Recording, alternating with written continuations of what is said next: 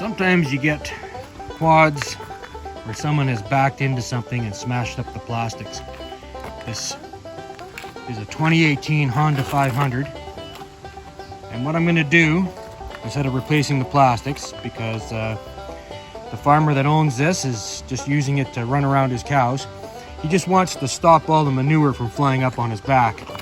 So I've cut a piece of flat bar, and it runs to about here. I've drilled it, used the longer bolt, bolted it back up to the rack. I pre-drilled a hole here and another one up here. And what I'm going to use is a piece of this rubber. I think it's probably a belt from a mill.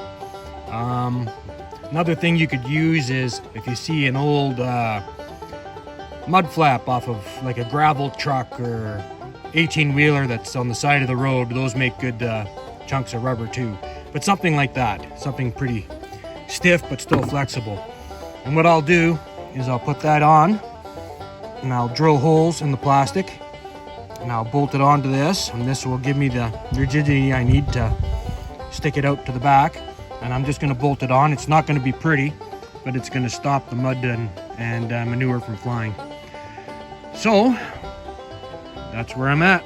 I just need to get me some bolts and then I can bolt this together. I cut out my rubber piece here using a grinder with a zip disc.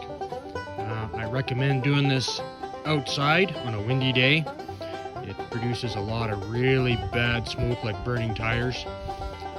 Also, if you're using a small grinder, don't run it for too long. It'll get hot and you'll melt the inside. So take your time, do it safely, and make sure you have a lot of fresh air.